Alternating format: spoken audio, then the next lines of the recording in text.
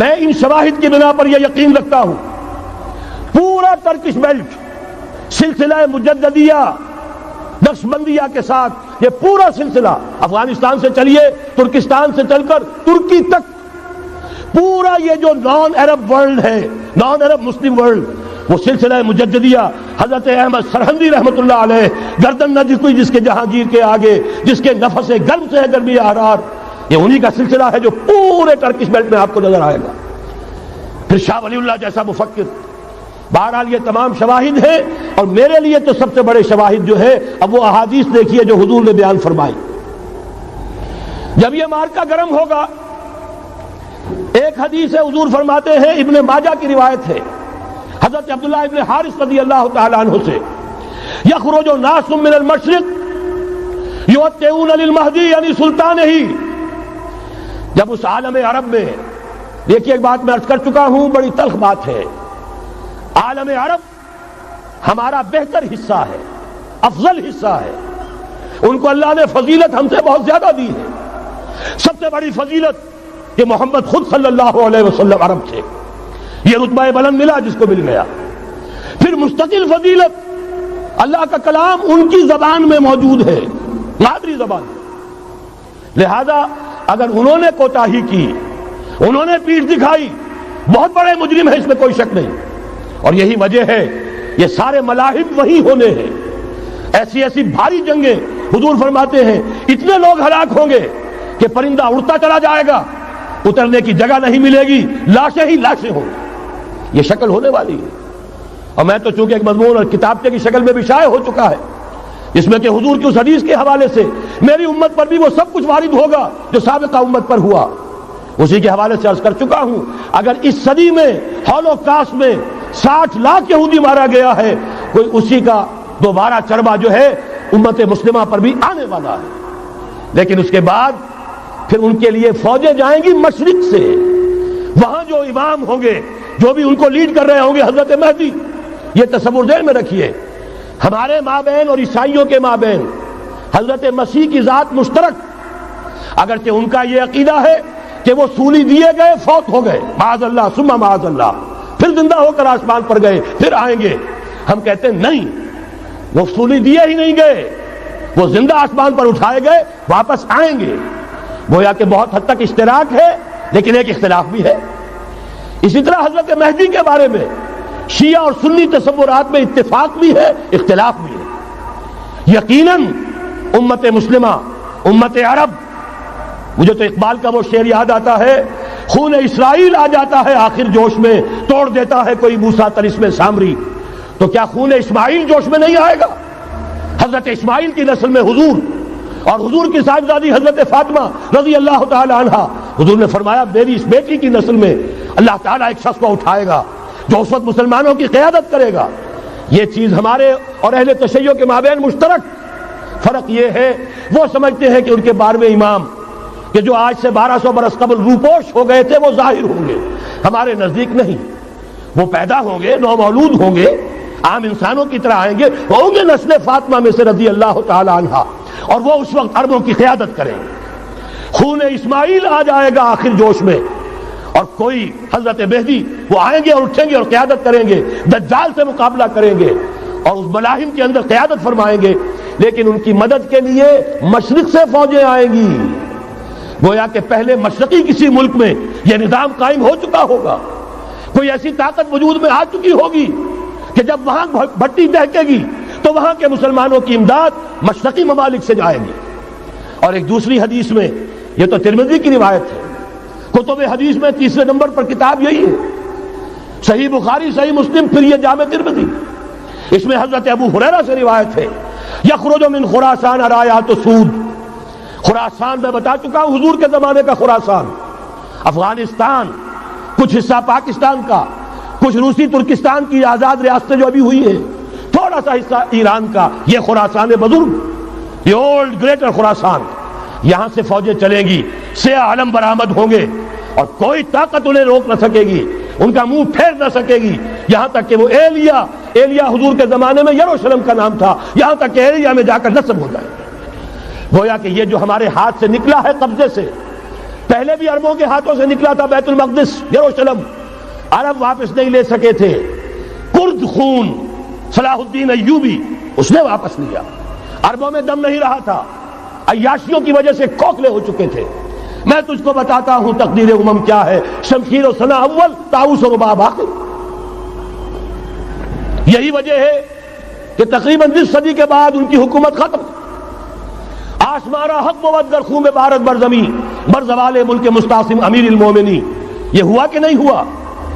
جبکہ آئے ہیں تاتاری ہورس، اور جنہوں نے کہ آخری خلیفہ بنو عباس اسے محل میں سے نکالا، ایک کھال کے اندر لپیٹ کر اور اپنے گھوڑوں کے سوؤں تلے کچل دیا۔ عرب معزول کر دیے گئے تھے، لیکن اب دوبارہ عربوں کو جب سہارا ملا ہے، لیکن اب بھی انہوں نے کہیں اسلام قائم نہیں کیا۔ کوئی روس کا غلام رہا، کوئی امریکہ کا غلام رہا، کسی نے اس کا ساتھ دیا، کسی نے اس کا ساتھ دیا۔ تہذیب ہے تو مغربی، تمدن ہے تو مغربی، وضع میں تم ہو نصارہ تو تمدن میں ہنود۔ یہ مسلمان ہیں جنہیں دیکھ کے شرمائے یہود۔ یہی معاملہ جب ان کا ہوا تو اب اللہ تعالیٰ کی طرف سے ان کے اوپر وہ عذاب کی بھٹی گرم ہونے والی ہے۔ لیکن اس کے بعد پھر یہاں سے جائیں گے وہ جو ان کی مدد کریں گے، اور یہ ایلیا کو واپس لینے والے یہ مشرق سے چلنے والے لشکر ہوں گے۔ یہ 2 حدیثیں ابھی سن لیجئے، اور تیسری حدیث یہ ہے، حضور نے فرمایا، یہ سنن نسائی کی روایت ہے، قال رسول اللہ صلی اللہ علیہ وسلم عصابتان من امتی احوذهم اللہ من النار احرزهم اللہ من النار۔ میری امت کے 2 لشکر ایسے ہوں گے جنہیں اللہ نے آگ سے نجات دے دی ہے، پہلے ہی سے ڈکلیئرڈ ہے۔ عصابت تغزو الہند، ایک لشکر کے جو ہند پر حملہ آور ہوگا، وعصابت تکون مع عیسیٰ ابن مریم علیہ السلام، اور دوسرا لشکر وہ ہے جو حضرت عیسیٰ کے ساتھ جا کر اور ان کے ساتھ مل کر یہودیوں کے خلاف جنگ کرے گا۔ میں اس حدیث کا جو مطلب سمجھتا ہوں واللہ عالم، یہ اسی علاقے میں جب انقلاب آ جائے گا، یہ علاقہ خراسان اور پاکستان، جب یہاں نظام خلافت قائم ہوگا، یہاں سے اسلام کی توسیع ہوگی، اور یہاں سے جانب مشرق ہند اور جانب مغرب یہ جو یہودیوں کا سیلاب آ رہا ہے، ان دونوں کا مقابلہ کرنے کے لیے انشاءاللہ العزیز، ورنہ یہ عصابتان جو ہے ایک حدیث میں جمع کرنے کی کوئی اور حکمت ہو نہیں سکتی، ورنہ تو ہندوستان پہ کئی لشکر آئے ہیں، لیکن یہ کہ در حقیقت اسی وقت جبکہ عالم عرب میں وہ بھٹی دہکے گی، اسی وقت یہاں انقلاب آ چکا ہوگا۔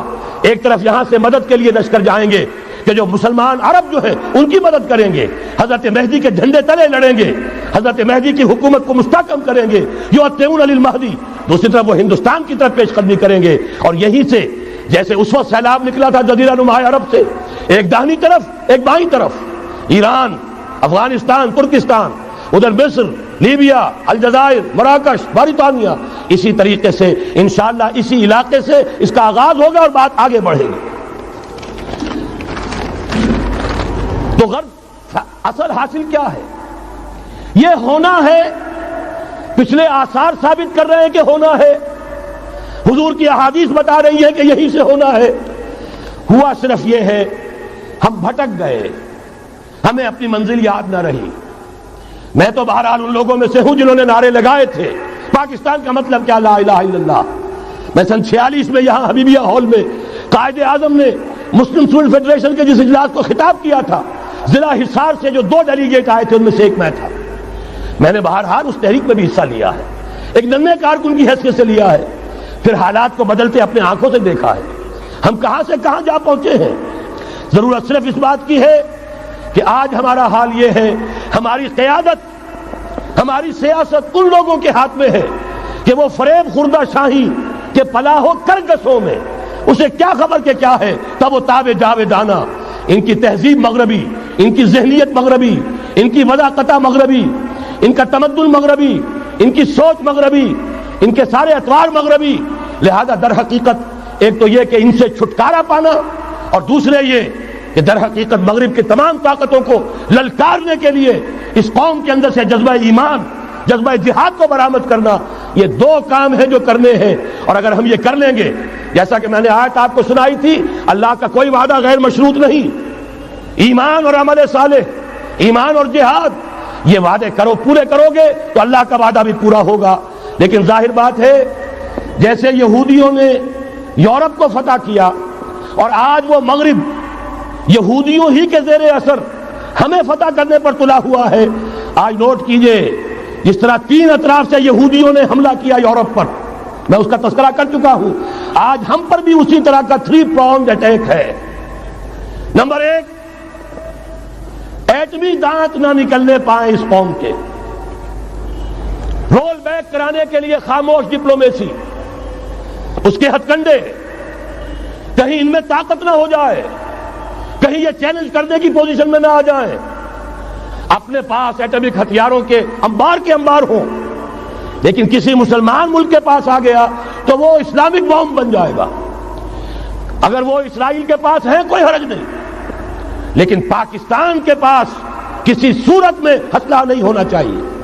کمزور رکھو، ہمارے دستے نگر رہے، ہماری ہی مرضی پر، ہمارے چشم ابرو کے اشارے پر حرکت کریں۔ نمبر 2، اباحیت، بے حیائی، عریانی، فحاشی، اس کا سیلاب، اور سب سے بڑھ کر خاندانی نظام کو برباد کرنے کے لیے یہ بہبود آبادی کا پروگرام۔ اور دیکھیے جادو وہ جو سر چڑھ کر بولے، مسلمانوں کے ہاتھوں کرا رہے ہیں۔ قاہرہ میں کانفرنس کرائی ہے ایک مسلمان ملک میں، اور یہ کہ اس کو آرگنائز کرنے والی ایک پاکستانی مسلمان عورت۔ یہ ہے در حقیقت کہ وہ لوگ اگر کرنا بھی چاہتے ہیں تو اس کا الزام بھی براہ راست اپنے اوپر نہیں، بلکہ یہ کہ خود کوئی مسلمان ہو جو یہ کام کرے۔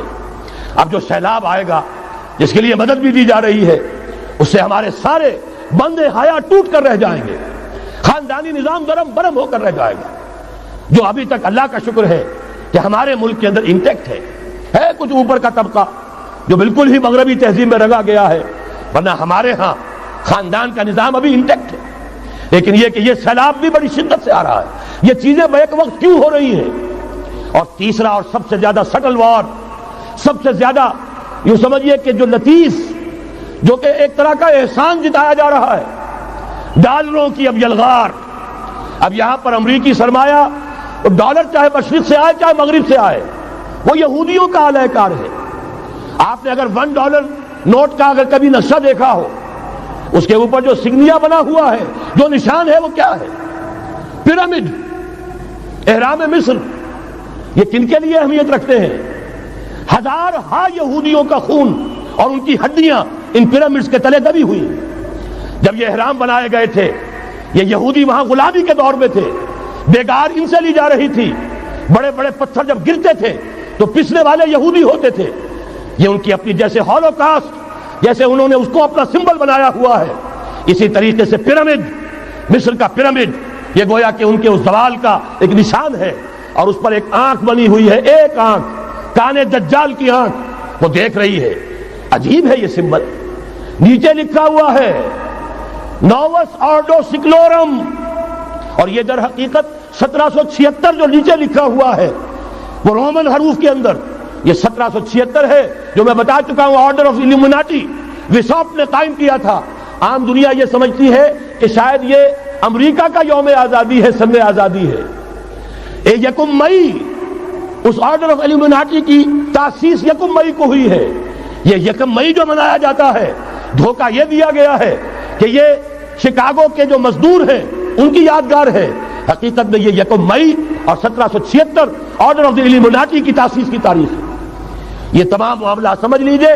ڈالر در حقیقت ہم نے ابھی تازہ ندائے خلافت میں نعیم صدیقی صاحب کی نظم شائع کی ہے، 45 برس بلکہ شاید اس سے بھی زیادہ عرصے کی پرانی نظم ہے جو ہم نے شائع کی ہے۔ ڈالر میرے اس دیش کو ناپاک نہ کرنا، اور میں تو انہیں داد دیتا ہوں جو کچھ انہوں نے، شاعر کہتے ہیں اس کو جو صاحب شعور ہے، اس صاحب شعور نے جو مشاہدہ کیا ہے کہ ڈالر آئے گا تو کیا آئے گا ہمارے ہاں، اس کی پوری داستان اس تازہ ندائے خلافت میں ہم نے نہ معلوم کہاں سے اس کو کھود کر نکلوایا ہے۔ ہم ان کا احسان مانتے ہیں کہ انہوں نے اپنی یہ پرانی نظم، اب ان کی جماعت تو سب بھول بھال گئی ان چیزوں کو، اسی لیے وہ اسے تج کر باہر بھی اب آ گئے۔ بہرحال ہمیں تو ان کی ایک ایک چیز جو ہے، مجھے تو وہ شعر آج کا اگر آپ نے جنگ کا میرا کالم پڑھا ہو، میری تو فکر کے اندر رچ بس گیا ہے۔ پاکستان کے بارے میں جب کہا تھا، اے آندھیوں سنبھل کے چلو اس دیار میں، امید کے چراغ جلائے ہوئے ہیں ہم، ہماری امیدوں کے چراغ ہے یہ، اسلام کا گہوارہ بننے والی ملک ہے یہ، اس کو ہم نے قائم کیا تھا اسلام کے لیے۔ یہ آندھیاں نہ چلیں، اس ملک کو ہم نے اسلام کے چراغ جو ہے ہم نے اس میں روشن کیے ہوئے ہیں. اے آندھیوں سنبھل کے چلو اس دیار میں، امید کے چراغ جلائے ہوئے ہیں ہم. بہرحال یہ تیسرا سیلاب ہے، ننگی سرمایہ داری، جس کی پھر لعنتیں ہوتی ہیں. ایک طرف فقر، ایک طرف احتیاج، ایک طرف بھوک، ایک طرف دولت کے انبار. پہلے بھی ہمارے ہاں فرق کم نہیں ہے، لیکن اب جو ہوگا اگر یہ بات پوری ہو گئی تو وہ ننگی سرمایہ داری، اور سرمایہ داری ہی در حقیقت یہود کا سب سے بڑا ہتھ کنڈا ہے. یہ بینکنگ کا نظام، یہ سارا کا سارا سودی نظام، یہ IMF، یہ ورلڈ بینک، یہی تو ان کے سب سے بڑے ادارے ہیں. تو واقعہ یہ ہے کہ تین طرف سے ہم پر حملہ ہو رہا ہے. اور یہ سود کے بارے میں کیا کہا تھا اقبال نے؟ ادربا آخر چمی زائد فتن، اس سود کے ام الخبائث کے پیٹ سے سوائے فتنوں کے اور کیا برآمد ہو سکتا ہے؟ کس نہ داند لذت قرض حسن، کسی کو قرض حسنہ کی لذت یاد نہیں رہی. بغیر سود کے قرض دو. تمہارے پاس فاضل رکھا ہوا ہے، کسی بھائی کو دو کہ وہ اپنی معاشی گاڑی کا پہیہ چلا لے، پھر اصل واپس لے لینا. اگر اتنی ہمت نہیں ہے کہ ان تصدقوا فهو خیر لکم، صدقہ ہی کر دو تو سب سے اچھا ہے، دے ہی ڈالو اپنا فاضل سرمایہ. یسألونک ماذا ينفقون قل العفو، مت رکھو اپنے پاس، یہ گندگی ہے. لیکن اگر بڑے ہی کم ہمت ہو تو کم سے کم قرض حسنہ دو، اپنی اصل رقم واپس لینا. کس نہ دانت لذت قرض حسن، ادربا جاں تیرا دل چو خشت و سنگ. اس لیے کہ سود کے ذریعے سے انسان کے اندر تاریکی پھیل جاتی ہے، دل جو ہے اینٹ کے مانند، پتھر کے مانند سخت ہو جاتا ہے، کٹھور. ثم قست قلوبکم فہی کالحجارۃ او اشد قسوۃ. آدمی درندہ بے دندان و چنگ، اور انسان بغیر اس کے کہ بھیڑیوں والے دانت ہوں اور بھیڑیوں والے پنجے ہوں، بھیڑیا بن جاتا ہے. بہرحال اب کرنے کا کام کیا ہے اس کو سمجھیے. اس پوری صورتحال کا میں نے آپ کے سامنے نقشہ پیش کر دیا. ایک طرف مغرب سے نیو ورلڈ آرڈر، جو جیو ورلڈ آرڈر ہے، اس وقت کی سپریم پاور آن ارتھ، امریکہ کی سرپرستی میں بڑی تیزی کے ساتھ حملہ آور ہے. دوسری طرف وَمَكَرُوا وَمَكَرَ اللَّهُ وَاللَّهُ خَيْرُ الْمَاكِرِينَ، اللہ کو پامردی مومن پہ بھروسہ، ابلیس کو یورپ کی مشینوں کا سہارا. اللہ تعالیٰ نے اسرائیل کا توڑ پاکستان قائم کیا. اللہ تعالیٰ نے اس کے لیے 300 برس کی تاریخ، اس کی تمہید میں مجددین امت یہاں پیدا کیے، یہاں قرارداد مقاصد پاس کرا دی 20ویں صدی عیسوی کے وسط میں، کہ اکبر نام لیتا ہے خدا کا اس زمانے میں. بینک انٹرسٹ کو ربا، سود حرام قرار دیا. یہ سارے شواہد ہیں. اب ضرورت صرف ایک بات کی ہے، ایک زبردست عوامی تحریک اٹھے. یہ عوامی تحریک کیسی ہو؟ نمبر ایک، فرقہ واریت سے بلند ہو. یہ فرقہ واریت جو اس وقت بہت بڑا فتنہ بن گیا ہے، جس کی کشیدگی بڑھتی چلی جا رہی ہے، اس کے اندر اگر ہم قوم کے حیثیت سے اگر ملوث ہوتے چلے گئے، آخری تباہی آ جائے. فرقہ واریت سے بلند، سیاسی کشمکش سے بلند. یہ سیاسی کشاکش، یہ حزب اختلاف، حزب اقتدار، اس سے بلند، اس سے کوئی بحث نہیں، کوئی دلچسپی نہیں. علاقائیت یا لسانی قومیت، اپنے دنیاوی حقوق کی فکر مت کرو، بلکہ آخرت کی فکر کرو، اور یہاں اس کی اصل منزل خلافت کے نظام کی فکر کرو. ان تمام چیزوں کو پورا کرتے ہوئے یہاں پہ نظام خلافت قائم کیا جائے. یہ ہے واحد علاج. اور اسی کے لیے للکارنے کے لیے، اسی کے لیے دعوت دینے کے لیے ہم نے اس تحریک خلافت پاکستان کا آغاز کیا. تنظیم اسلامی نے اپنے لیے ہدف معین کیا ہے، نظام خلافت علی منہاج النبوہ کا قیام، پہلے پاکستان میں اور پھر کل روئے عرصی پر. اب میں چند منٹوں میں آپ کو بتاؤں گا کہ وہ نظام ہے کیا. دیکھیے، اس موضوع پر میں پاکستان کے تقریباً تمام بڑے شہروں میں اکثر جگہ 3 دن 2 گھنٹے کی تقریر کر چکا ہوں. سیاسی نظام کیا ہے، معاشی نظام کیا ہے، سماجی نظام کیا ہے.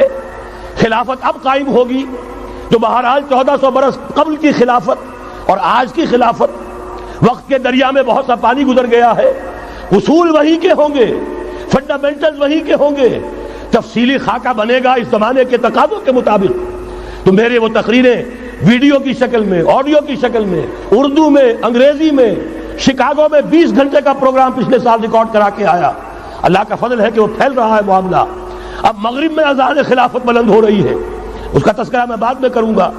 بہرحال وہ تو تفصیلی بات ہے یہاں میں چند منٹوں میں صرف الجبرا کے اصولوں کی طرح چند باتیں بتا رہا ہوں. جو بھی آپ کا آج نظام ہے 3 شرطیں پوری کر دیجئے وہ خلافت بن جائے گا سیاسی اور دستوری اعتبار سے. نمبر 1 حاکمیت اللہ کی، اور اللہ کا شکر ہے یہ ہم کر چکے. اللہ جزائے خیر دے جنہوں نے محنت کی تھی، اللہ جزائے خیر دے جنہوں نے وہ تحریک اٹھائی تھی مطالبہ دستور اسلامی، اور پھر جنہوں نے مدد کی تھی، اللہ تعالیٰ انہیں جزائے خیر دے. بہرحال وہ اب ہمارے دستور کا حصہ ہے. حاکمیت اللہ کی. البتہ اگلا قدم ہم آج تک نہیں اٹھا سکے. اس حاکمیت کا ظہور کیسے ہوگا؟ آپ کے دستور میں یہ طے کر دیا جائے کتاب و سنت ہر شے سے بالا تر ہے، دستور سے بھی بالا، عدالتی قوانین سے بالا، پارلیمنٹ سے بالا، سینٹ سے بالا، صدر سے بالا، سپریم کورٹ سے بالا، ہائی کورٹ سے بالا، ہر شے سے بالا کتاب و سنت. جب تک یہ نہیں ہوتا قرارداد مقاصد کی حیثیت ایسی ہے کہ جیسے آپ سینما ہال کے اوپر آگے جو ہے قرآن مجید کا کوئی کتبہ لگا دے، اس کے سوا کچھ نہیں. یہ بھی غنیمت ہے کہ قرارداد مقاصد پاس ہوئی. اصل شرط یہ ہے کتاب و سنت کی ٹوٹل بالادستی. اور یہ بڑی کڑوی گولی ہے. عوامی تحریک جب تک نہیں چلے گی، لوگ جب تک اپنی خون کی ندیاں نہیں بہا دیں گے، یہ کڑوی گولی حلق سے اترنے والی نہیں. یہ IJI کی حکومت میں نہیں اتری، اسلام کے نام پر اقتدار میں آئے، اسلام کے نام پر ISI نے IJI بنوائی، اسلام کے نام پر انہیں ووٹ ملے، 2/3 کی اکثریت ملی. اس کے باوجود شریعت کی بالادستی کا ایکٹ، شریعت کی بالادستی کی دستور کے اندر ترمیم پاس نہیں کرائی گئی. معلوم ہوا اوپر زبردست کا ٹھینگا ہے، امریکہ کے سب پرستار ہیں، سب ڈرتے ہیں، سب کے لیے سب کو نظر آتا ہے بالآخر جو ہے اسی کے پاس جانا ہوگا، چاہے وہ نواز شریف ہو اور چاہے وہ بے نظیر ہو. ایک کھلم کھلا ہے، اور اب تو میں کہتا ہوں نواز شریف بھی کھلم کھلا ہے. آج کے اس دور میں انہوں نے اسلام کا نام کبھی نہیں لیا، اس سے تو بالکل تائب. بس صرف فرق یہ رہ گیا ہے بے نظیر کھلم کھلا بھی مذاق اڑا لیتی ہے اسلامی صداؤں کا، اسلامی قوانین کا. یہ اس پر ذرا خاموش ہے. لیکن یہ کہ اپنی تحریک میں ہمارے بہت سے جو سیاسی قائدین ہیں مسلمانوں کے، کتنے بیانات آپ نے پڑھے ہوں گے، ذرا اسلام کا نام لے دے ہم ساتھ ہو جائیں گے. مولانا سمیع الحق صاحب کا بیان آیا، ذرا اسلام کی بات کرے تو ہمارے اور بہت سے علماء اور ہمارے طارق صاحب جو ہے انہوں نے بھی کہا کہ میں ہم ساتھ آ جائیں گے. لیکن یہ کہ بڑا پکا ثابت ہوا نواز شریف اسلام کا نام نہیں لیا. یہ بات جان لیجئے، یہ اس کے بغیر، قربانی کے بغیر اصل یہی منزل ہے، اصل کٹھن یہی ہے. یہ کتاب و سنت کی بالادستی، اس کو قبول کرنا، اختیار کرنا، یہ بغیر عوامی تحریک کے، بغیر قربانیوں کے ممکن نہیں ہوگا. بہرحال دوسری بات یہ، اور تیسری بات، کسی غیر مسلم کو نظام خلافت میں قانون سازی میں شریک نہیں کیا جا سکتا. جس قانون کی بنیاد کتاب و سنت، جو نہ کتاب کو مانے نہ سنت کو مانے، اس کا اس ملک کی قانون ساز اسمبلی میں جانے کا مطلب کیا ہے؟ ان کی علیحدہ اسمبلیاں ہوں، ان کے جو حقوق ہیں مائنورٹیز کی حیثیت سے ان کی گارنٹی دی جائے، ان کی جان، مال، عزت، آبرو کا پورا تحفظ، ان کی پوری مذہبی آزادی، ان کی عبادت گاہوں کی پوری ضمانت، ان کی حفاظت کی، ان کا پرسنل لا ہو، سب کچھ ہوگا. قانون سازی میں غیر مسلم شریک نہیں ہو سکتا. نظام خلافت کی اعلیٰ ترین سطح کی پالیسی بنانے میں غیر مسلم شریک نہیں ہو سکتا. یہ معاملات ہمیں، یہ کڑوی گولیاں ہیں، لیکن صرف 3 گولیاں ہضم کر لیجئے، یہ نظام خلافت کا نظام بن جائے گا. البتہ چوتھی بات اور عرض کر دوں، وہ کہتا ہوں بہتر ہے کہ اس پارلیمانی نظام کی لعنت جو انگریزوں کی وراثت کے طور پر ہمیں ملی ہے، اسے چھوڑ کر صدارتی نظام اختیار کیا جائے. وہ صدارتی نظام جو نظام خلافت سے قریب تر ہے، انہوں نے ہم سے لیا ہے. اقبال نے کہا ہے، ہر کجا بینی جہاں رنگ و بو، زاں کے از خاکش برو یا دارزو، یا نور مصطفیٰ اورا بہاش، یا ہنوز اندر تلاش مصطفیٰ. اگر کوئی اچھائی ان کے پاس ہے وہ نور مصطفیٰ سے مانگی ہوئی ہے. یہ خلافت کے نظام کا چربہ ہے. ایک شخص کو منتخب کرو، اب اسے اختیار دو، اس کے ہاتھ کھلے رکھو، اسے کام کرنے دو. ہاں امپیچمنٹ کا نظام ہو، غلط ہو تو اسے سیدھا کرنے کا نظام ہو. اس کے لیے آپ امپیچمنٹ کا نظام آج کی جو امریکہ کی حکومت ہے اس میں بھی ہے. اور کیسا ہے کہ ذرا سا اندیشہ ہوا تھا اور نکسن صاحب جو بھاگ کھڑے ہوئے تھے. تو میرے نزدیک صدارتی نظام اور چھوٹے صوبے، یہ بڑے بڑے صوبوں کی ضرورت نہیں ہے، چھوٹے صوبے ہوں، لوگوں کو سہولتیں ہوں، ہر علاقے کے لوگوں کو معلوم ہو کہ ہمارے معاملات ہمارے اپنے ہاتھ میں ہیں، ان کے اندر کوئی احساس جو ہے محرومی کا پیدا نہ ہونے پائے. اس لیے کہ وہی چیز ہے جو سیاہی گھول دیتی ہے. کون سیاہی گھول رہا ہے وقت کے بہتے دریا میں؟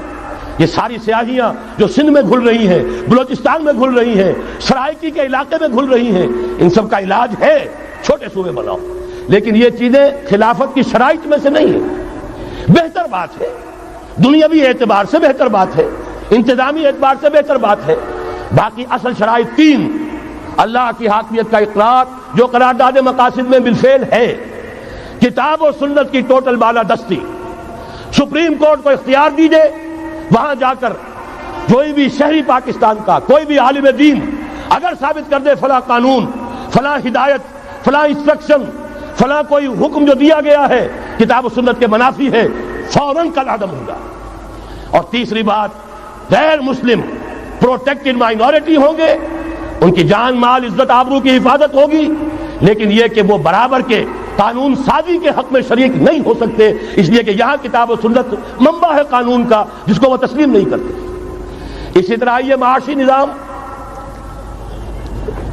موجودہ سرمایہ دارانہ نظام، بہت بڑی لعنت، بہت بڑی لعنت، بہت بڑی لعنت. لیکن جیسے آپ کو معلوم ہے، آج ہی ابو جہل کہہ دے لا الہ الا اللہ محمد الرسول اللہ، مسلمان بن جاتا. کلمہ تو ایک ہی تھا نا. ابو طالب کے پاس جب وفد گیا تھا رؤسائے قریش کا، اور انہوں نے کہا تھا کہ اپنے بھتیجے کو روک لو ورنہ اب ہم جو تمہاری بھی رعایت اب نہیں کریں گے، میدان جنگ میں آ جاؤ. ابو طالب نے کہا تھا میرا بھتیجا تم سے کیا مانگ رہا؟ ایک کلمہ، ایک کلمہ لا الہ الا اللہ، اور تو اس کا کوئی مطالبہ نہیں. انہوں نے کہا، ابو سفیان اس وقت تک کیونکہ ابھی کفر میں تھے، شرک میں تھے، انہوں نے کہا وہ ایک کلمہ جو وہ مانگ رہا ہے وہ ہمارے سارے معبودوں کی نفی کر دیتا ہے. وہی تو سب سے بڑی مصیبت ہے. تو میں آپ کو بتا رہا ہوں، تین چیزیں اس سرمایہ دارانہ نظام میں سے نکال دیجئے، یہ اسلامی نظام بن جائے گا. تفصیل میں جانے کا موقع نہیں ہے، میں فارمولہ دے رہا ہوں. تفصیل میں نے عرض کیا، میرے کیسٹس ہیں، کتابیں ہیں، وہ خطبات خلافت اب کتابی شکل میں بھی آ جائیں گے، انگریزی میں ویڈیو کیسٹ ہے، اردو میں ہے، بڑے بڑے شہروں میں خطبات دے چکا ہوں، مواد موجود ہے. لیکن اس وقت فارمولہ بتا رہا ہوں، تین چیزیں نکال دیجئے. نمبر ایک، سود نکال دیجئے. اس میں بھی اللہ کے فضل و کرم سے پیش رفت ہمارے ہاں ہوئی. فیڈرل شریعت کورٹ نے فتویٰ دیا اور اتنا زبردست ججمنٹ لکھا ہے، پوری دنیا کے لیے رہنمائی کا ذریعہ بن جائے گا. یہی وجہ ہے کہ مجھے معلوم ہوا ہے موجودہ حکومت نے اس کی اشاعت روک دی ہے. باہر کے ممالک سے ڈیمانڈ. میں جب انگلستان میں تھا ابھی 2 مہینے قبل، وہاں کچھ لوگوں کے سامنے تذکرہ کیا، انہوں نے کہا ہمیں منگا کے دیجئے، بنگلہ دیش کے مسلمان تھے، ہمیں منگا کے دیجئے. میں نے یہاں لکھا، معلوم ہوا کہ نہیں، وہ مل ہی نہیں رہا، بلکہ کہہ دیا گیا اسے مت چھاپو، اس کی اشاعت بند ہو، اس لیے کہ وہ کلمہ خیر کہیں پھیل نہ جائے. یہودی کا اگر علاج ہے، جیسے آپ نے سنا تھا بچپن میں کہانیاں، دیو کی جان ایک طوطے کی گردن میں ہے، طوطے کی گردن مروڑ دو گے دیو مر جائے گا. یہودی کی جان سود میں ہے. یہ سارا ہتھ کنڈا اس کا جو ہے، جو ورلڈ ڈومینیشن یہودی چاہ رہا ہے، وہ مالیاتی نوعیت کی ہے. وہ اپنی حکومت قائم نہیں کرنا چاہتا. حکومت کے تو بڑے کھکھیڑ ہوتے ہیں، بڑی ذمہ داریاں ہوتی ہیں، لوگوں کی تنقیدیں سننی پڑتی ہیں، بھوکے بھیڑیے کبھی ٹوٹ پڑتے ہیں. لہذا ان کو چھوڑو، حکومت وہ خود کریں. ہاں وہ محنت کریں حیوانوں کی طرح، ملائی ہمارے پاس آتی چلی جائے، زندہ رہنے کی حد تک تو ان کو دیں گے. جیسے تانگے والا گھوڑے کو بھی آخر دانہ تو ڈالتا ہے کہ اگلے دن پھر اسے جوتنا ہے تانگے کے اندر، لیکن اصل کمائی تو اس کی ہے جو ہو رہی ہے. صرف یہ مالیاتی نظام اور اس کا ایک ہی لفظ کے اندر توڑ ہے، سود ختم اور یہود کی گویا کہ جان نکل جائے گی. یہی وجہ ہے جیسے ہی فیڈرل شریعت کورٹ کا فیصلہ آیا تھا، وہ جو کوئی چیزیں پائپ کے اندر پڑی ہوئی تھی مدد کی، وہ بھی روک لی گئی. یہ قوم کدھر جا رہی ہے؟ یہ تو ہمارے ہاتھ سے نکلی جا رہی ہے. اور جب تک کہ اس کے خلاف IJI کی حکومت کو سپریم کورٹ میں اپیل میں نہیں پہنچا دیا، اس وقت تک یہ ہے $1 جو ہے کہیں سے ادھر سے ادھر ہلنے نہیں دیا. یہ ہے حقائق، اصل میں ان کو سمجھ لیجیے. سود نکال دیجئے، جوا، اسپیکولیشن، فارورڈ ٹریڈنگ کی وہ ساری صورتیں جو صرف بیع سلم ایک جائز ہے، باقی ساری صورتیں حرام ہیں، ان کو نکال دیجئے اور جاگیرداری ختم کر دیجئے۔ جاگیرداری ختم کرنے کے لیے حضرت عمر کی شمشیر لانی ہوگی، شمشیر فاروقی۔ ان کا یہ فتویٰ تھا، اجماع تھا کہ جو ملک، جو علاقے بطور شمشیر فتح ہوئے ہیں وہ کسی کی انفرادی ملکیت نہیں رہیں گے، وہ امت مسلمہ کی اجتماعی ملکیت ہے۔ کوئی انچ زمین، اسی وجہ سے ہمارے ہاں فرق ہے خراجی اور عشری۔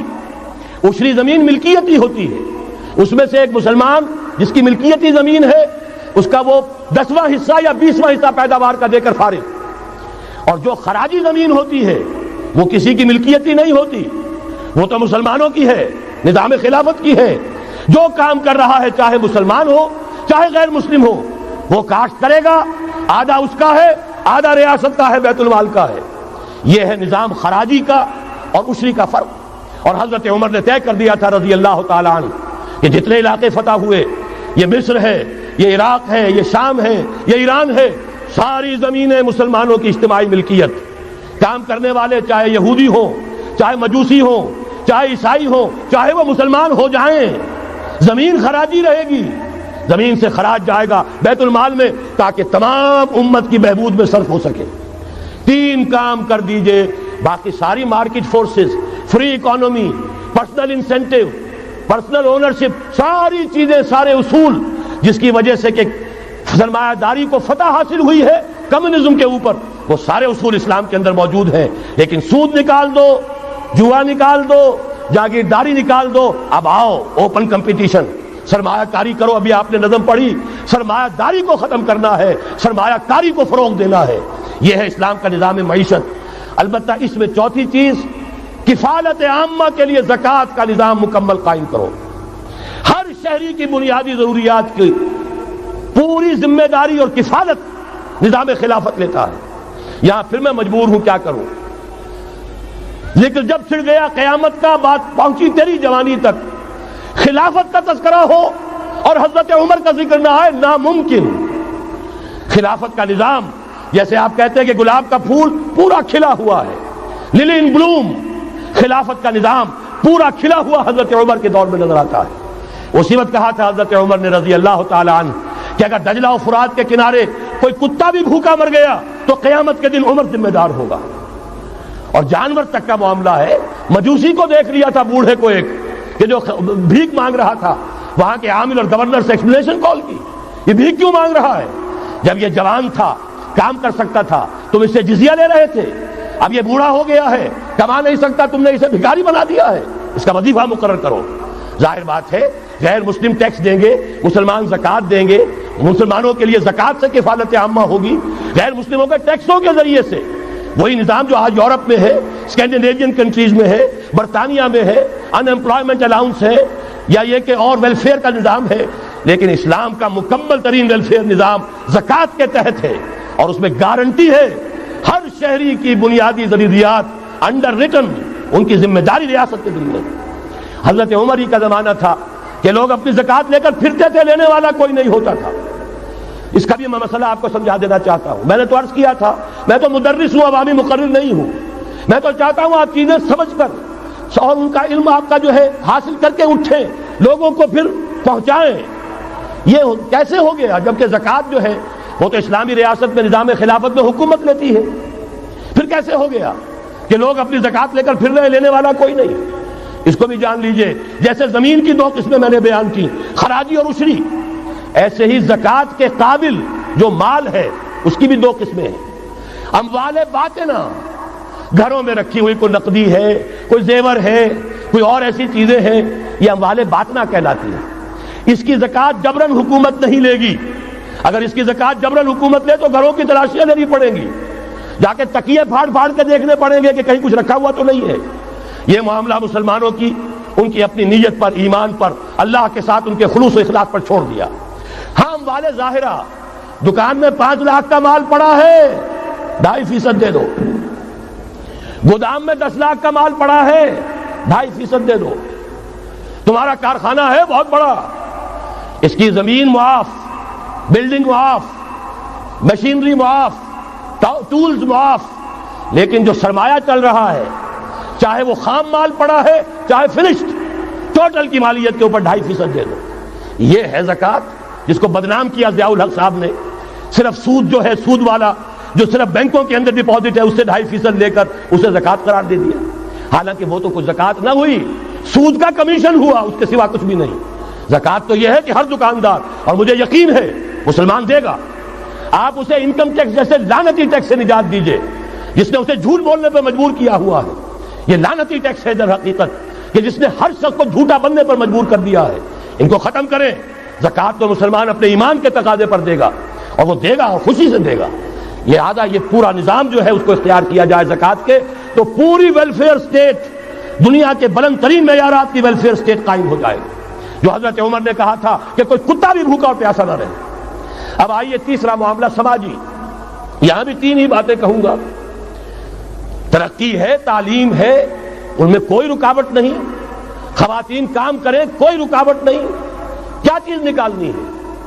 بے حیائی، بے حجابی، عریانی نکال دو. ستر و حجاب انفورس کرو. سیگریگیشن، عورتوں کے اسکول علیحدہ، مردوں کے علیحدہ، عورتوں کے کالج علیحدہ، مردوں کے علیحدہ، عورتوں کی یونیورسٹی علیحدہ، مردوں کی علیحدہ، عورتوں کے ہسپتال علیحدہ، مردوں کے ہسپتال علیحدہ. کسی درجے میں تو ہمارے ہاں ہے، اس کو آگے بڑھاؤ، یونیورسٹی بناؤ. اسی طریقے سے ہسپتال میں، مردوں کے ہسپتال میں عورتوں کو نرس رکھنا کیوں لازم ہے؟ کیا مرد نرسنگ نہیں کر سکتے؟ کیا فوج کی جو فارورڈ یونٹس ہوتے ہیں میڈیکل، کیا ان میں عورتیں جاتی ہیں نرسوں کی حیثیت سے؟ جہاں اصل ضرورت ہوتی ہے، کسی کا بازو اڑ گیا ہے، کسی کی ٹانگ اڑ گئی ہے، کسی کا پیٹ چاک ہو گیا ہے، آنتیں باہر ہے، بڑی ٹینڈر نرسنگ کی ضرورت ہے، وہاں تو عورت نہیں جاتی، وہاں تو میل نرسز ہے. تو مردانہ ہسپتالوں میں مردوں کو نرس رکھو، زنانہ ہسپتالوں میں عورتوں کو نرس رکھو. عورتیں مریض ہوں، عورتیں ڈاکٹر ہوں، عورتیں جو ہے نرسنگ کریں. وہاں کی انتظامیہ بھی عورتوں کو دیجیے. پھر یہ ہے کہ ساری پرائمری ایجوکیشن عورتوں کو دے دیجیے. چھوٹی عمر کے بچے ہیں، انہیں عورت کے اندر اللہ تعالیٰ نے جو شفقت مادری رکھی ہوئی ہے فطری طور پر، ضرورت ہے اس ٹینڈر ایج میں. تو ارادہ اگر ہو جائے تو ہر کام ہو سکتا ہے. ارادہ چاہیے. یہ کہ بے ستری، بے حجابی، عریانی، فحاشی کا خاتمہ کرو. نمبر 2، شراب اور منشیات کا خاتمہ کرو. اس کے لیے آئرن ہینڈ بلکہ آئرن فسٹ کی ضرورت ہے. یہ کر کے دکھایا، ایرانیوں نے کر کے دکھا دیا. ہم سے کہیں زیادہ گرے پڑے تھے، ہم سے کہیں زیادہ یہ خرابیاں ان کے معاشرے میں موجود تھی. کر کے دکھایا کہ نہیں کر کے دکھایا؟ یہ ہو رہا ہے. لہذا یہ کہ یہ کام کیا جائے، اور زنا اور قذف کے جو اصل اللہ تعالیٰ کی طرف سے، اللہ کے رسول کی طرف سے جو سزائیں ہیں اور حدود اور تعزیرات ہیں، ان کو نافذ کیا جائے. یہ 3 چیزیں کر دیجئے، یہی معاشرہ ہوگا. کوئی یہ نہیں کہتا کہ صحراؤں میں جا کر آباد ہو، کوئی آپ سے یہ نہیں کہتا کہ جائیے دوبارہ اونٹوں پہ سفر شروع کیجئے. جو ترقی ہوئی ہے، اللہ تعالیٰ نے علم دیا ہے انسان کو، اللہ تعالیٰ نے ٹیکنالوجی عطا فرمائی انسان کو، اور رحمان کا دیا ہوا علم ہے. علم آدم الاسماء کلھا، یہ اسی علم اسماء کا ظہور ہے پوری دنیا کے اندر. اسے خیر کا، برکت کا ذریعہ بناؤ. میں نے 3 باتیں بتائیں آپ کو. نمبر 1، اللہ کی حاکمیت، کتاب و سنت کی ٹوٹل بالادستی. نمبر 3، اور غیر مسلموں کو قانون سازی میں شریک نہیں کیا جا سکتا. وہ پروٹیکٹڈ مائنورٹی، ان کی جان، مال، عزت و آبرو کی حفاظت کا ذمہ ہے، مذہبی آزادی کا ذمہ ہے، لیکن وہ ہماری قانون سازی میں، اعلیٰ ترین سطح کی پالیسی سازی میں شریک نہیں ہو سکتے. نمبر 2، یہی سارا نظام، یہی سرمایہ کارانہ نظام، سرمایہ دارانہ نظام کو 3 چیزیں نکال دیں گے، وہ سرمایہ دارانہ نہیں رہے گا، سرمایہ کارانہ ہو جائے گا. یہ سرمایہ کارانہ نظام، سود نکال دو، جوا نکال دو، جاگیرداری ختم کر دو، یہی رحمت ہو جائے گی. اللہ کی ربوبیت عامہ، ربوبیت کاملہ کے آپ کو منظر نظر آئیں گے. جاگیرداری کا خاتمہ کر دیجئے. اسی طریقے سے بے حجابی، فحاشی، عریانی. نمبر 2، شراب اور منشیات. نمبر 3، جو اصل جو حدود ہیں شریعت کے، ان کو نافذ کیجئے تاکہ معاشرہ اسلامی معاشرہ بنے. اب آخری بات ہے میری، اور اسی کے ضمن میں کچھ مطالبے ہیں جو آج ہمیں کرنے ہیں حکومت سے. پہلی بات یہ کہ یہ خلافت کیسے آئے گی. اس موضوع پر بھی میں عرض کر رہا ہوں کہ میں کم سے کم 15 سال سے مسلسل تقریریں کر رہا ہوں. اتنی موٹی کتاب اردو میں منہج انقلاب نبوی موجود ہے. اس کے موضوع پر انگریزی میں کیسٹ، اردو میں cassette, video cassette, audio cassette, میری طرف سے مواد پورا موجود ہے. پہلا مرحلہ کیا ہے؟ غور سے سنیے، اس لیے کہ اس کے مخاطب اب آپ ہیں براہ راست ہر فرد۔ خلافت کا نظام قائم کرنا ہے تو پہلے اپنی ذات میں خلیفہ بنیے۔ اللہ نے آپ کو ایک جسم دیا ہے، زبان دی ہے، آنکھیں دی ہیں، کان دیے ہیں، یہ سب آپ کے پاس اللہ کی امانت ہے، ان پر اللہ کی حکومت قائم کی۔ اپنے وجود پر اپنے گھر میں خلافت قائم کیجئے، آپ خلیفہ بن جائیں، آپ نظام اللہ کا نافذ کریں اپنے ذات پر، اپنے وجود پر، اپنے گھر میں، اور ساتھ ہی انفرادی سطح پر طے کر لیجئے سورہ حدید کی آیت نمبر 7، آمنوا باللہ ورسولہ وانفقوا مما جعلکم مستخلفین فیہ، جس چیز میں اللہ نے تمہیں خلافت عطا کی ہے، دولت دی ہے، مال دیا ہے، جائیداد دی ہے، اولاد دی ہے، ذہانت دی ہے، فطانت دی ہے، خطابت دی ہے، جو دیا ہے لگا دو، کھپا دو، خرچ کر دو اللہ کے دین کے لیے۔ یہ ہے پہلی خلافت۔ اپنے وجود پر اللہ کی حکومت قائم کرو، اپنے گھر میں اللہ کی حکومت قائم کرو، اپنی معاشرت اسلامی بناؤ، اپنے معاش کو اسلامی بناؤ، اور جو کچھ اللہ نے دیا ہے، جسم و جان کی توانائیاں ہوں، صلاحیتیں ہوں، قوتیں ہوں، مال ہو، اولاد ہو، لگا دو، کھپا دو، صرف کر دو اللہ تعالیٰ کے دین کے غلبے کے لیے۔ یہ ہے انفرادی خلافت۔ جان لیجئے جب تک افراد اس خلافت کا حق ادا نہیں کریں گے، اجتماعی خلافت کبھی نہیں آئے گی۔ آرزویں کرتے رہیے، لیس بامانیکم ولا امانی اہل الکتاب، نہ تمہاری خواہشوں سے کچھ ہوگا، نہ اہل کتاب کی خواہشوں سے ہوگا۔ انہوں نے بھی کیا ہے تو بڑے پاپڑ بیل کر کیا ہے جو کچھ کیا ہے، اور تمہیں بھی کرنا ہوگا تو بڑی طاقت صرف کر کے اور محنت کر کے، قربانیاں دے کر کرنا ہوگا۔ یہ محض دعاؤں سے بھی نہیں ہو سکتا، دعائیں منہ پر دے ماری جاتی ہیں۔ جو کچھ کر سکتے ہو کر گزرو، پھر دعا مانگو، دعا قبول ہوگی۔ اگر یہ نہیں ہے تو دعا منہ پر دے ماری جائے۔ لہذا اگر کام کرنا ہے، تیسری بات، محض دعوت و تبلیغ اور نصیحت اور وعظ سے نہیں ہوگا۔ اگر محض دعوت اور تبلیغ اور تعلیم اور تربیت اور وعظ اور نصیحت سے ہو جاتا تو حضور صلی اللہ علیہ وسلم مسلمان تو کجا کسی کافر کے خون کا ایک قطرہ زمین پر نہ گرنے دیتے۔ آپ سے زیادہ رؤوف اور رحیم کون ہوگا؟ لیکن آپ نے بھی ہاتھ میں تلوار لی ہے۔ وانزلنا الحدید، ہم نے لوہا اتارا ہے، فیہ باس شدید، اس میں جنگ کی صلاحیت ہے، ومنافع للناس، لوگوں کے لیے اور فائدے بھی ہیں۔ توا پر ہاتھ پھکنی چمٹا بھی بنا لیتے ہو، لیکن اصل میں یہ ہے جنگ کے اسلحہ کے لیے، اور یہ تمہیں اس لیے دیا گیا وَلِيَعْلَمَ اللَّهُ مَن يَنصُرُهُ وَرُسُلَهُ بِالْغَيْبِ، کون ہے جو اس ہتھیار کو ہاتھ میں لے کر کھڑے ہوں اور اللہ اور اس کے رسولوں کی مدد کرے۔ اللہ اور رسول کی مدد سے مراد کیا؟ اس کا نظام خلافت قائم۔ تو محض دعوت و تبلیغ سے نہیں ہوگا، اور انتخابات سے تو بالکل نہیں ہوگا۔ یہ تو یوں سمجھیے کہ واقعہ یہ ہے کہ اگر آپ مجھ سے پوچھیں، سب سے بڑا صدمہ جو مجھے ہے، سب سے بڑا صدمہ وہ ان مذہبی جماعتوں کے کردار کی وجہ سے ہے جنہوں نے اس ملک میں آ کر سیاست کی کشاکش اور انتخابی سیاست کے اندر اپنا سارا وقت، ساری توانائیاں ضائع کر دی۔ کچھ حاصل نہیں ہوا، گھٹی میں ایسا پڑ گیا ہے، کچھ چسکے ایسے لگ گئے ہیں، کچھ وی آئی پی ٹریٹمنٹ۔ میں نے بھی 2 مہینے مزہ چکھا، اس لیے جانتا ہوں اللہ تعالیٰ جو ہے اس طرح کے تجربات کرا دیتا ہے، ورنہ کیسے اندازہ ہو؟ وی آئی پی علیحدہ اتر رہے ہیں، آپ کے لیے گاڑی آپ کے بالکل دروازے پر کھڑی ہوئی ہے، سیڑھی سے اترے آپ جہاز کے اور گاڑی موجود ہے، یہ ساری وی آئی پی ٹریٹمنٹ مل رہا ہے۔ اور یہ کوریڈورز آف پاور میں گھومنا پھرنا، ان جاگیرداروں کے ساتھ بیٹھنا، ان کے سے ولیمے کرنا، ان کے سے ٹھاٹ، ظاہر بات ہے ان کے ولیموں میں جائیں گے تو انہیں بھی بلائیں گے، ویسے ہی کرنے پڑیں گے، پھر لاکھوں کروڑوں آپ بھی خرچ کریں گے۔ یہ ساری لعنتیں جو آئی ہیں مذہبی جماعتوں کے اندر، یہ صرف اس انتخابی سیاست کی وجہ سے۔ میں بڑے صدمے سے عرض کر رہا ہوں، واقعہ یہ ہے میرے نزدیک اس ملک میں اسلام کے نہ آنے کا پہلا مجرم مسلم لیگ نہیں ہے، پہلی مجرم وہ جماعتیں ہیں جنہوں نے اپنا سارا وقت انتخابی سیاست میں اور اقتدار کی کشاکش میں صرف کر دیا۔ مسلم لیگ کا بہت بڑا احسان، قائد اعظم کا بہت بڑا احسان، انہوں نے آپ کو ملک لے دیا۔ اس سے زیادہ کا نہ ان کا دعویٰ تھا، نہ ان سے توقع ہو سکتی تھی۔ پیر جماعت علی شاہ نے یہ کہا تھا، میں ان کے قول کا بہت بڑا قائل ہوں، ان کی ذہانت اور فطانت کا۔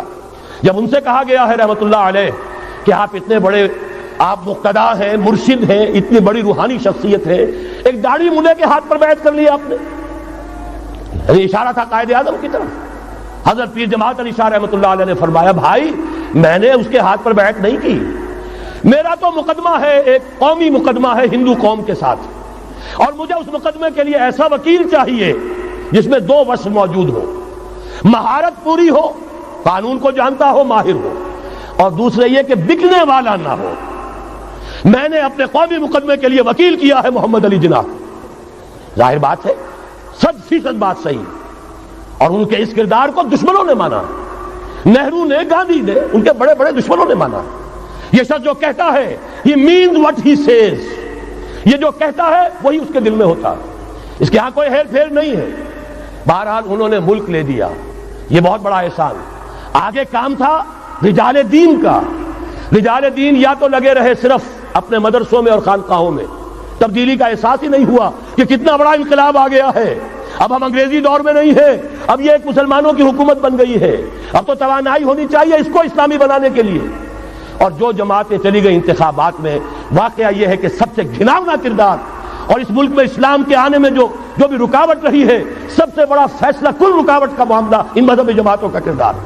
اس سے ہٹ کر کیا کرنا ہے، میں نے عرض کیا پہلے، اور یہ میں آپ سے کہہ رہا ہوں، خدا کے لیے سوچئے، آج کی رات جا کر سوچئے، خلیفہ بننا ہے اپنی ذات میں، اپنے وجود پر خلافت قائم کیجئے، اپنے گھر میں خلافت قائم کیجئے، توبہ کیجئے اللہ کی جناب میں، یا ایھا الذین آمنوا توبوا الی اللہ توبۃ نصوحا، بڑے خلوص کے ساتھ توبہ کیجئے، اپنی معاشرت کو، معیشت کو درست کیجئے، اور یہ کہ اپنا تن من دھن، ان صلاتی و نسکی و محیای و مماتی للہ رب العالمین، اس کا فیصلہ کیجئے۔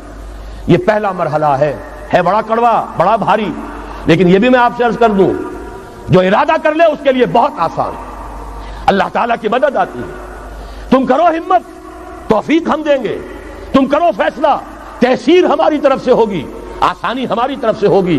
فَسَنُيَسِّرُهُ لِلْيُسْرَىٰ، آسانی کے لیے آسان کرتے چلے جائیں گے۔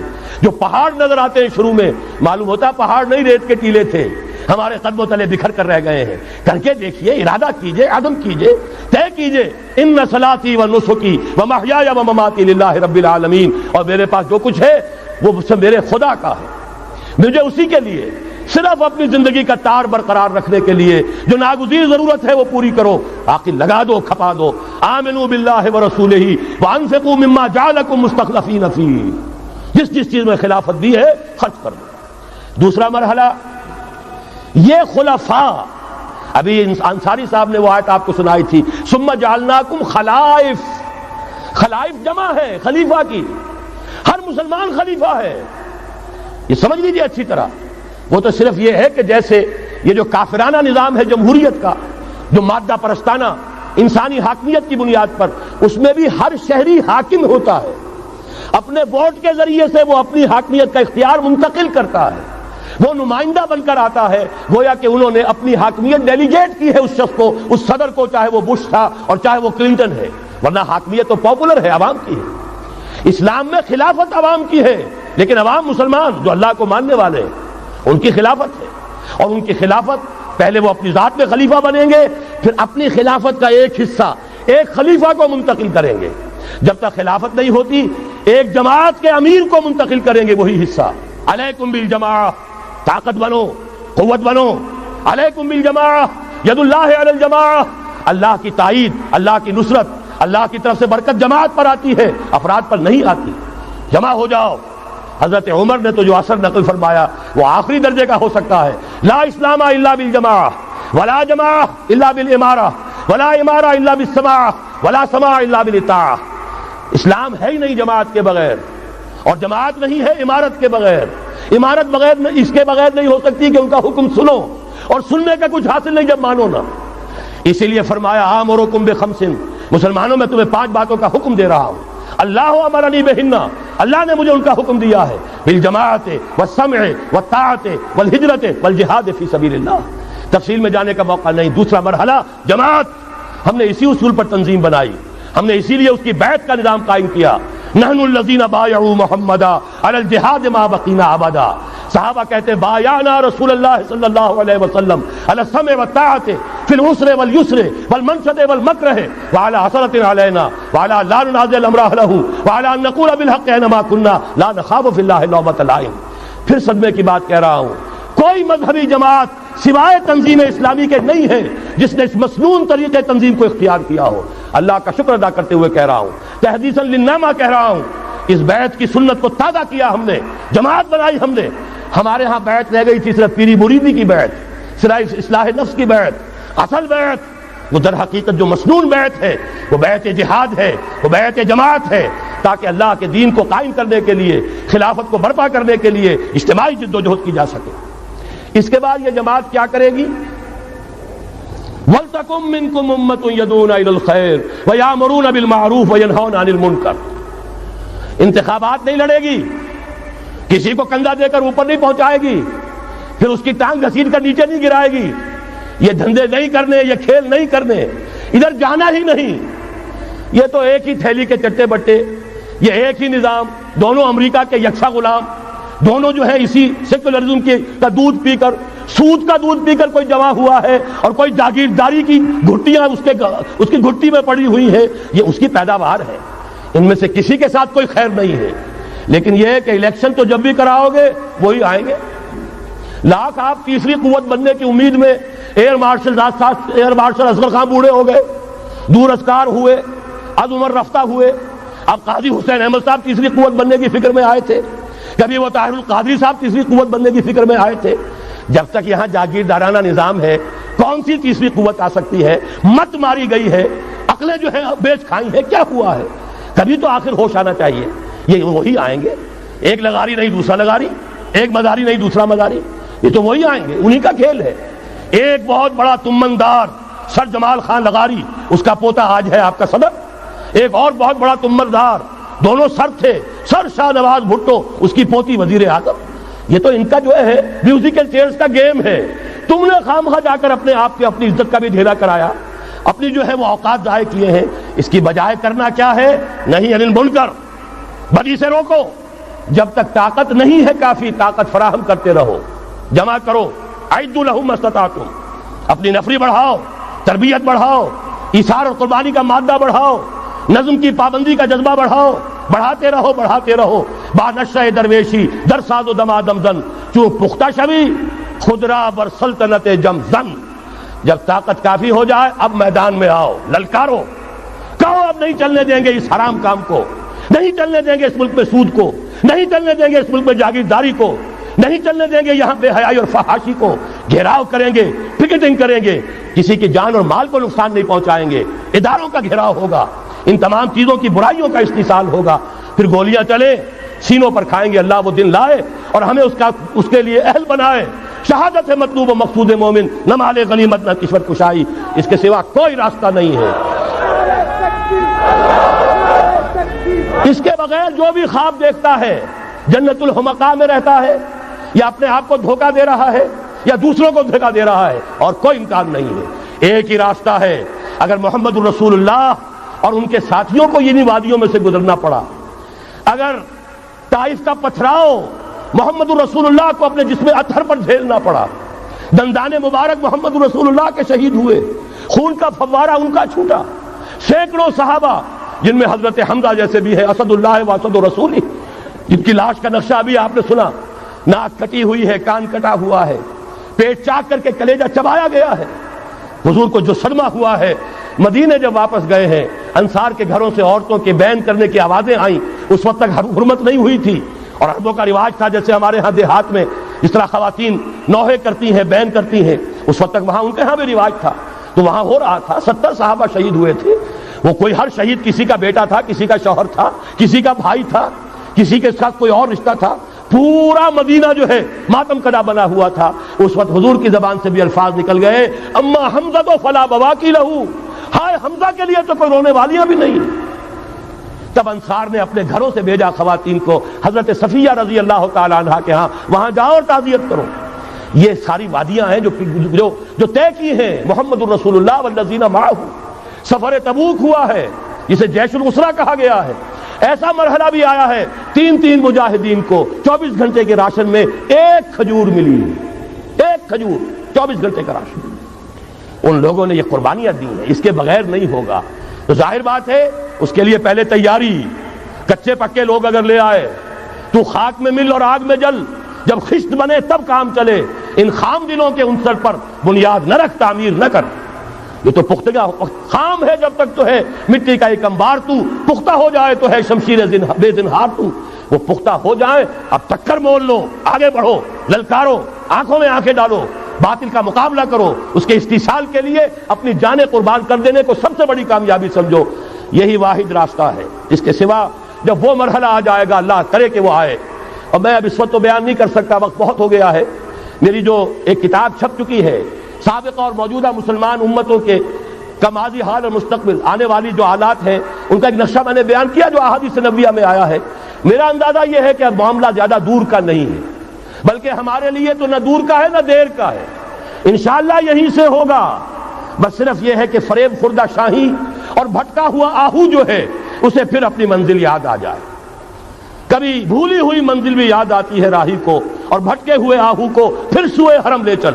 اس کے لیے وہ رہنمائی درکار ہے، آپ میں سے ہر شخص رہنما بن کر اٹھے، اس دعوت کا مبلغ بن کر اٹھے، جیسے کہ حضور نے اپنے خطبے کے آخر میں فرمایا تھا فَلْيُبَلِّغِ الشَّاهِدُ الْغَائِبَ۔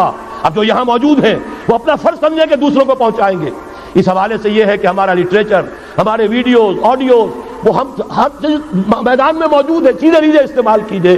اب میں چند